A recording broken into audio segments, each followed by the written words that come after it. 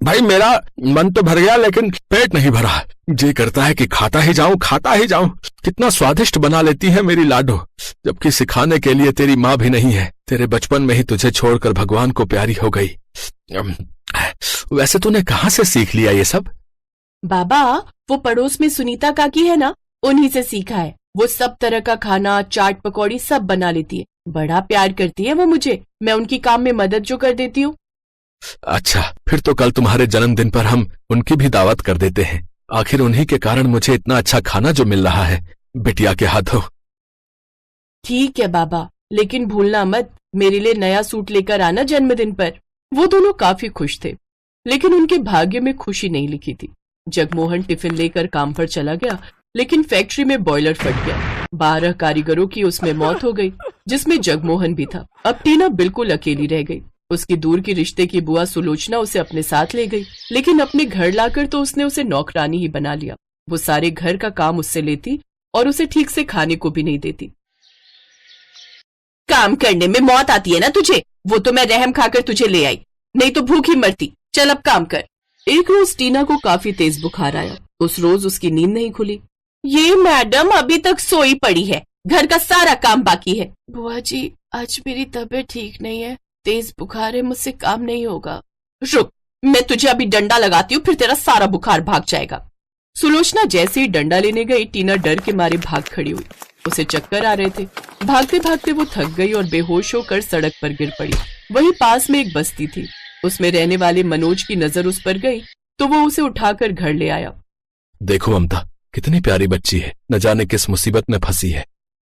इसे तो तेज बुखार है, जल्दी से डॉक्टर को बुलाओ। डॉक्टर ने उसे दवाई दी तो कुछ देर बाद उसे होश आया। मैं कहाँ हूँ? बेटी, तुम सड़क पर बेहोश हो गई थी, इसलिए मैं तुझे यहाँ ले आया। चलो मैं तुम्हें तुम्हारे घर छोड़ कर आता हूँ। तुम्हारे माँ बाप परेशान हो रहे होंगे ना? ये सुनते ही टीना रोने लगी। मेरा तो इस दुनिया में कोई नहीं है, अब मैं कहाँ जाऊंगी? ये सुनते ही ममता और मनोज उदास हो गए।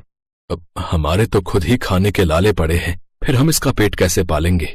लेकिन जमाना भी तो कितना खराब है, इसे यूं अकेला भी तो नहीं छोड़ सकते ना। अगले दिन मनोज, ममता और रौनक मजदूरी करने चले गए। तब तक टीना ने घर का सारा काम कर दिया, साथ ही बड़ा स्वादिष्ट खाना भी बनाकर तैयार रखा था। शाम को जब वो थके हारे घर लौटे तो ये सब देखकर हैरान रह गए और खाना खाकर तो वो बहुत खुश हुए। वाह, तुम तो खाना बहुत ही स्वादिष्ट बनाती हो। हम तो थके हारे घर आते तो जल्दी जल्दी में पेट भरने के लिए कुछ भी बना लेते हैं। आज कितने समय बाद हमने अच्छा खाना खाया है, अब तो मैं रोज ही बनाकर रखूंगी। ऐसे ही एक दिन टीना उनके लिए आलू टिक्की की चाट बनाकर तैयार करती है, जिसे खाते ही वो सब बहुत खुश होते हैं। वाह, लाजवाब! इतनी अच्छी आलू टिक्की चाट तो अपने यहाँ का कोई चाट वाला भी नहीं बना पाता। आप लोगों को पसंद आई? पसंद? बेटी, ये तो लाजवाब है। अब तो आप हर दूसरे दिन हमारे लिए ये बनाना। ये सुनकर टीना बहुत खुश हुई। फिर उसके मन में एक विचार आया। अगर आप सब बुरा न मानो तो मैं घर के बाहर आलू टिक्की चाट का ठेला खोलना चाहती हूँ। इससे मैं घर देखने के साथ साथ कुछ काम भी कर लूंगी। क्या आप मेरी मदद करेंगे? ये तो बहुत अच्छा विचार है, हम तुम्हारी मदद जरूर करेंगे। मनोज और ममता बाजार जाकर जरूरी सामान ले आए। टीना ने कई तरह के मसाले बनाकर उनको भुना और आलू में मिलाकर उसकी टिक्की बनाकर चाट तैयार कर ली, जिसमें उसने दही, चाट, पापड़ी सब मिला दिया। फिर रौनक ने आस पड़ोस में प्रचार करना शुरू कर दिया। कुछ देर बाद उसके पास कुछ ग्राहक आए। आलू टिक्की चाट खाते ही वो सब बड़े खुश हुए। अरे वाह, क्या स्वाद है भाई! इससे पहले इतनी स्वादिष्ट आलू टिक्की चाट तो मैंने कभी भी नहीं खाई। आहा! और साफ सफाई तो देखो कितनी रखी है इसने। वाह वाह, लाजवाब! अब ग्राहकों को उसकी चाट काफी पसंद आने लगी। कुछ ही दिनों में उसके पास लोगों की भीड़ लगना शुरू हो गई। अब टीना अकेले ठेला नहीं संभाल पा रही थी, इसलिए मनोज, ममता और रौनक भी उनकी मदद करने लगे। उन तीनों ने मजदूरी का काम छोड़ दिया। अब उनके पास अंधाधुंध भीड़ लगने लगी।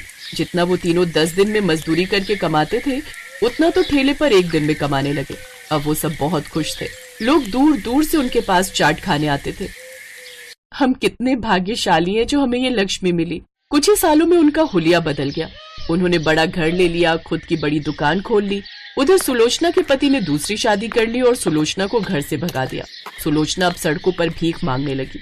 एक रोज उसे बड़ी तेज भूख लगी थी। वो मांगते मांगते टीना की दुकान पर पहुंची। मुझे कुछ खाने को दे दो, मुझे बहुत तेज भूख लगी है। बुआ, आपकी ये हालत कैसे हो गई? टीना, तू, ये दुकान तेरी है? तभी ममता ने अंदाजे से उसे पहचान लिया और बोली, बहन, बुरे समय में हमें परेशान आदमी की मदद करनी चाहिए, ना कि उसे सताना चाहिए। आपने टीना को सताया, इसलिए आपको ये फल मिला और टीना को उसकी करनी का फल। मुझे माफ कर दो टीना बेटी, मैंने तुम्हारी रिश्तेदार होकर तुम्हारे साथ ऐसा किया। शायद इसलिए ऊपर वाले ने मुझे आज तक संतान सुख नहीं दिया और मेरे पति ने दूसरी शादी करके मुझे घर से निकाल दिया। सुलोचना को टीना ने माफ कर दिया। अब वो भी उसी की दुकान में काम करने लगी। अब सब टीना को खूब प्यार करते। बहुत कम उम्र